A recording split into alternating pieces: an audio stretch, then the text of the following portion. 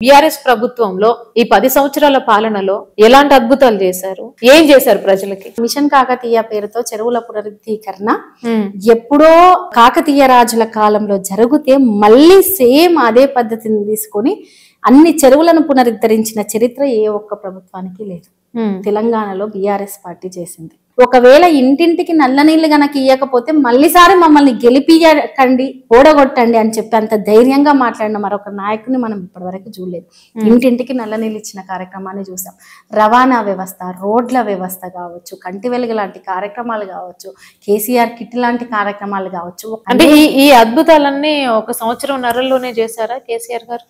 1 సంవత్సరంన్నరలా 2 సంవత్సరంన్నరలా అని కాదండి. మరి పాలనా వ్యవస్థ ఇప్పుడు మీరెందుకు కాంగ్రెస్ ప్రభుత్వం వచ్చి సంవత్సరంన్నర అవుతుంది, ఈ సంవత్సరంన్నరలోనే మీరు ఎందుకు చేయలేదని ఏలెత్తి చూపుతున్నారు? ఎందుకు ఇవన్నీ? ఒక్కటన్నా సమర్థవంతంగా చేయండి అని చెప్తారు. కంపేర్ చేస్తాం. వాళ్ళు కూడా చెప్తున్నారు కదండి, మాకు టైం ఇవ్వండి, మేము వచ్చింది సంవత్సరం అవుతుంది, మేము ఇచ్చిన హామీలను ఏవైతున్నాయో ఒక్కటొక్కటిగా నెరవేర్చుకుంటూ వస్తున్నాము, ఎందుకు మమ్మల్ని ఈ విధంగా టార్గెట్ చేస్తున్నారు, ఇంకా టైం ఇవ్వండి అని అంటున్నారు. మేము టైం ఇచ్చామండి, మీరు ఏం చేశారు? హైడ్రా పేరుతోటి ఎవరి ఇల్లు కూలగొట్టారు, ఎవరికి నోటీసులు ఇచ్చి ఆపారు, ఎవరి ఇల్లులు కూలగొట్టారు. మేము టైం ఇచ్చామండి. ఆసరా పెన్షన్ సంవత్సరం అయిపోతుంది, పెంచుతామన్న ఆశపడ్డ వాళ్ళకి ఈ రోజు వరకు పెరిగిందా?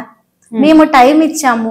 భూములు గుంజుకునే పేరుతోటి రైతులను అరెస్ట్ చేస్తే మరి ప్రతిపక్షంలో ఉన్న నాయకులు, అక్కడ ఉన్న ప్రజలు అడగరా?